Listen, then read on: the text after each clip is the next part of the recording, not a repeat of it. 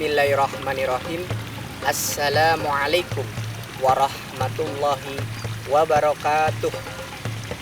Bismillah, alhamdulillah, wa ala rasulillah Sayyidina Muhammadinil Fatah arsalallahu lahu hidayati khalqi ila sabilah najah wa ala alihi wa ashabihi wa aswajihi dawi nuri wal misbah wa ala tabi'ina wa tabi'ihim alladhina ja'u bisidqi wa salam. Wa qala Allah ta'ala fil Qur'anil Karim, a'udzu billahi minasy syaithanir rajim. Bismillahirrahmanirrahim. Ya ayyuhalladzina amanu kutiba 'alaikumus syamu kama kutiba 'alal ladzina min qablikum la'allakum tattaqun.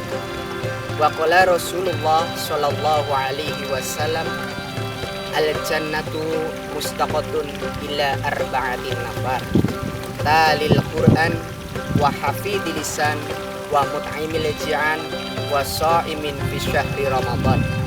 Amma ba'du. Pemirsa yang dirahmati oleh Allah Subhanahu wa taala, alhamdulillah kita masih diberikan nikmat sehat, nikmat sempat sehingga tahun ini kita masih dipertemukan dengan bulan berkah, bulan mulia, bulan di mana Allah Subhanahu wa taala menurunkan malaikat, menurunkan Al-Quran, membuka luas-luas pintu surga dan menutup rapat-rapat neraka. Berbicara tentang surga, bahwasannya Rasulullah Shallallahu Alaihi Wasallam bersabda, al-jannatu mustaqatun illa arba'atin nafar. Ada 4 orang yang dirindukan surga. Jadi surga rindu pada 4 golongan. Lumrahnya biasanya kan manusia yang rindu dengan surga. Tapi kali ini surga yang rindu pada manusia, kepada 4 golongan ini. Yang pertama apa? Talil Quran, orang yang senang gemar membaca Al-Quran. Bukan hanya sekedar membaca Al-Quran, tetapi mentadzaburi, menghafalkan, dan yang paling penting adalah mengamalkan isi daripada Al-Quran. Karena di bulan suci Ramadan, amaliyah sunnah akan dilipat gandakan oleh Allah Subhanahu wa taala dari 10 sampai 700. Bahwasannya barang siapa yang membaca 1 huruf Al-Quran di dalam Al-Quran itu, di bulan suci Ramadan 1 hurufnya bisa menjadi 700 derajat pahalanya. Maksudnya apa? Contoh, Bismillahirrahmanirrahim. Di situ ada 19 huruf. Maka dalam hadis yang sahih Rasulullah mengatakan 1 hurufnya berkelipatan 10. Dan di bulan suci Ramadan amaliyah sunnah tersebut bisa berkali lipat sampai 700 kali lipat. Luar biasa. Dan Al-Quran bisa memberi syafaat kita kelak di yaumil qiyamah. Sebagaimana Rasulullah sallallahu alaihi wasallam bersabda, Iqra'ul Qur'ana fa innahu syafi'an yaumal qiyamah li ashabi. Bahwasannya seseorang yang membaca Al-Quran, Al-Quran tersebut akan memberi syafaat kepada siapa? Bagi pembacanya. Mudah-mudahan kita tergolong orang yang ahli dalam membaca Al-Quran, walaupun kita hanya sekedar senang karena mendengarkannya saja kita mendapatkan pahala. Yang kedua adalah apa? Yang pertama, talil Quran wa hafidil lisan. Orang yang dirindukan surga siapa? Orang yang menjaga lesannya. Di bulan suci Ramadan kita diharamkan, tidak diperbolehkan saling mengumpat, saling ujar kebencian, saling fitnah, saling adu domba sana sini. Bahwasannya Rasulullah Shallallahu Alaihi Wasallam bersabda, "Man kana yu'minu billahi wal yaumal akhir, falyakul khairan aw liyasmut."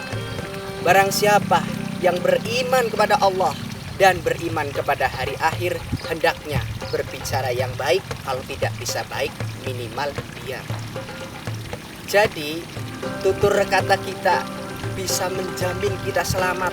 Ada orang naik derajat karena mulutnya. Ada orang merosot derajatnya, bakal sampai habis jabatannya gara-gara lisan. Salamatun insan wa hafid lisan.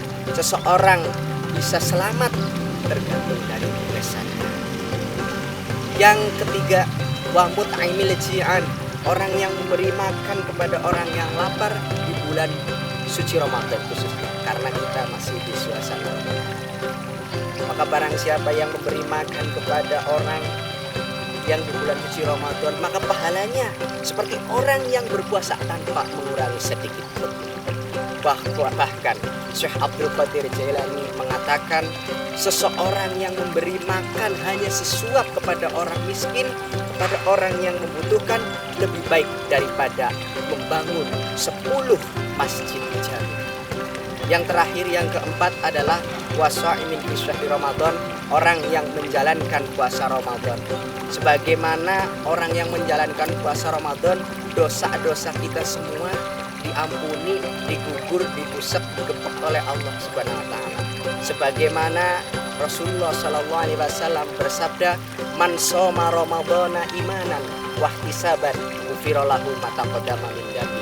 Barang siapa yang berpuasa di bulan suci Ramadan karena iman, karena mengharap ridho Allah, maka dosa-dosa yang telah lalu diampuni oleh Allah Subhanahu wa taala. Allahumma amin.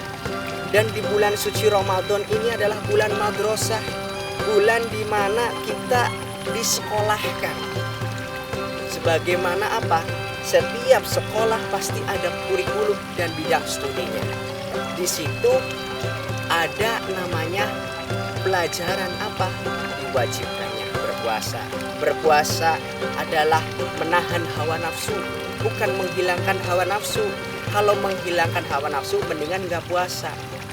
Karena menahan dari terbitnya fajar hingga sampai maghrib atau tenggelamnya matahari, kita diwajibkan puasa. Itu hanya menahan. Contoh, kopi siang hari haram, habis maghrib halal. Tempe haram siang hari. Kapan halalnya? Habis maghrib.